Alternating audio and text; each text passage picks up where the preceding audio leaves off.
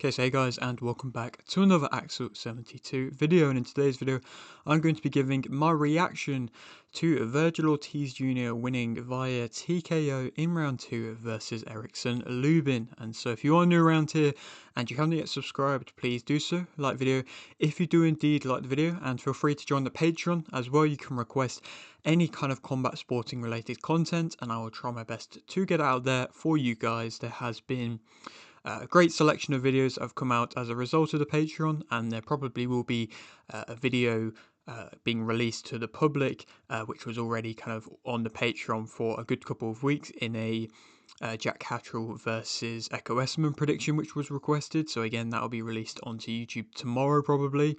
So again, like I say, if you want to request anything yourself, the link is in the description.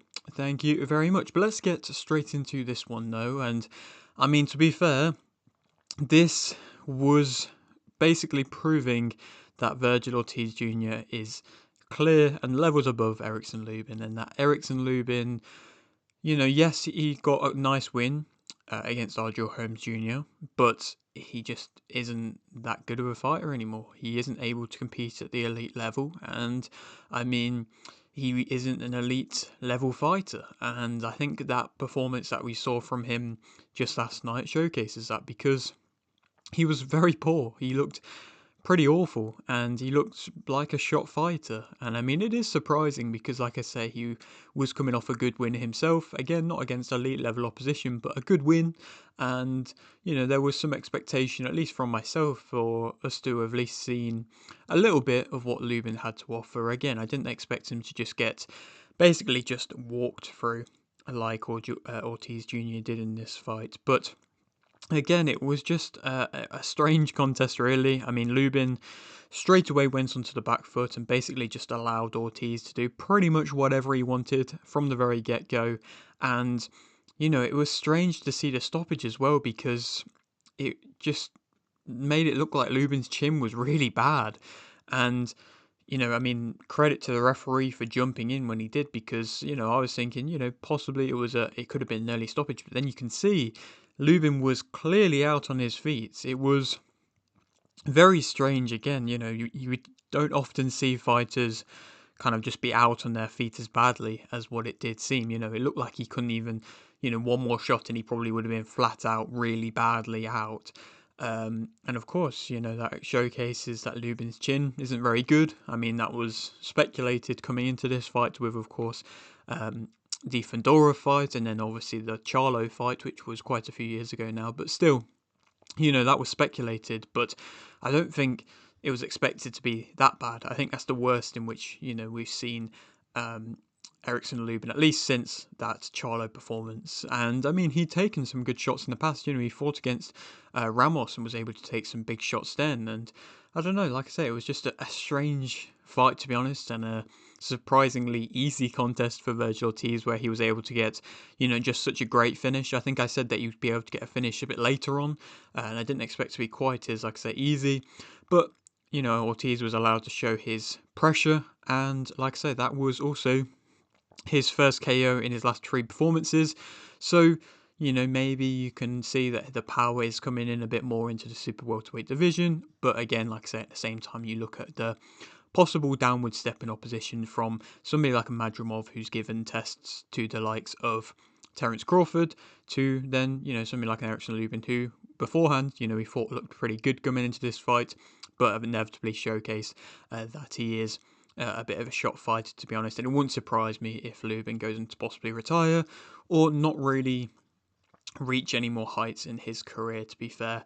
But of course, he then went on to have his face-off Virgil Ortiz Jr. with Ennis. Of course, that was the big kind of dynamic and main talking point for this fight week. Most people were kind of just moving aside Erickson Lubin and straight away talking about Boots Ennis. And of course, Boots Ennis was there ringside, and he came into the ring as expected and had a pretty good heated face-off. It was quite a nice kind of level of back and forth. There was no kind of major animosity, and there was no kind of fake beef in which you often see, but there was a bit of a back and forth, and I think that would have provided a bit of excitement for the fans, and I'm surely expecting His Excellency to have seen it and them to probably have, gotten a bit excited himself as a result of it, because of course he probably knows himself, His Excellency, that the only way in which that fight will happen will probably be if His Excellency gets involved. To be honest, I doubt it will happen otherwise. Yes, you could make the argument that, both Oscar and Eddie could work together, and they have worked together in the past, but I just don't see it happening unless, like I say, His Excellency gets involved and puts on a major card and maybe has that as a headliner alongside other world title fights. But like I said, I just don't feel like, unless the money here is really, really good, that they would get involved with a Ennis versus Ortiz Jr. fight, in my opinion. And, that begs the question of, does that mean somebody like an Ennis was possibly ducking? I think Ennis was throwing shade at Ortiz, saying that he was ducking. Was either of them ducking? I'm not entirely sure.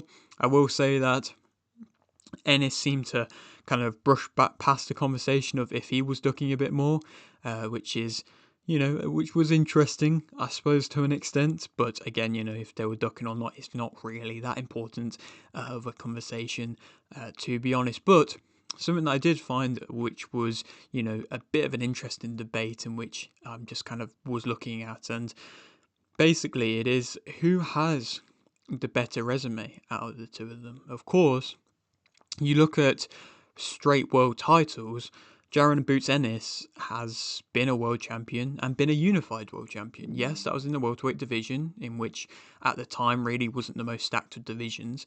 But Ortiz, of course, hasn't had an official world title. He's had this interim belt for a few fights now, and has fought the likes of Imagimov, and at the time somebody who was looking good in Boachuk. But he's not had a belt, and before that, the level of opposition in which he was fighting wasn't tremendously high, prior to the Boachuk fight. So again, you weigh up the world titles of Jaron Ennis and the fights like the, I suppose, Stanionis fight, which at the time was a good fight, and again, Ennis made quite easy work of him, which makes everybody look at Stanionis as a bad fighter, but I still think he is a good fighter. And then, you look at a couple of other decent names on Ennis's record. Of course, he's never really fought anybody on paper who's too high level, but like I say, he's a former world champion. So, again, whose record is better? You probably would say Ortiz, but of course, like I said, the argument's there because Ennis is, of course, former unified world champion. It's an interesting debate. But of course, it doesn't really matter, like I say, coming into the fight. But also, something that was a bit interesting, which possibly could happen, but again, I probably actually really doubt it will happen. I think it's less likely that this fight would happen than Virgil Ortiz Jr. versus Ennis. But whilst Ennis was sat ringside, he had Jermell Charlo kind of chirping his ear off behind him, calling out to Ennis, which, in my opinion, I doubt will ever happen. I don't think PBC are going to want to get involved in a fight like that. I don't really know what is happening with Jermell Charlo. To be honest, I don't really feel like anybody is. Of course, he lost to Canelo. I don't even know if he ever really wants to make another return again, and it wouldn't surprise me if he doesn't, or at least not for a while, not unless His Excellency gets involved with him, to be honest, or PBC put him on like a main big show. But I don't really think the fans are that excited to see somebody like a Jermell Charlo back after that Canelo performance. So him trying to be relevant again and things like that, chirping on to Jaron Ennis, I doubt it's going to really go anywhere. But it was interesting to see, there was some good names who were in the crowd that night. I think Teofimo Lopez was also there as well.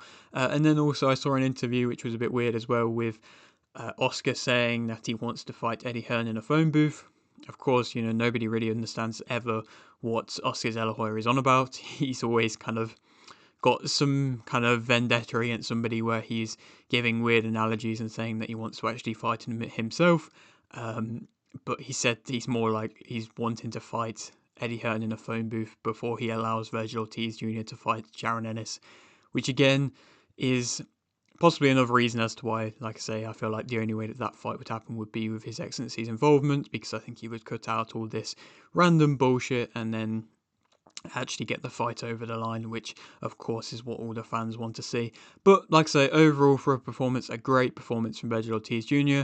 Definitely the best of his career, I believe. The best performance, the best knockout, and the best he's looked. And with that trajectory, it is propelling for a nice performance against Jermell Ennis, who of course is also coming off his first round stoppage against Luisa Lima. So again, that fight is really exciting, and I do hope to be seeing it at the start of next year at some point. But will we? Of course, we will have to wait and see.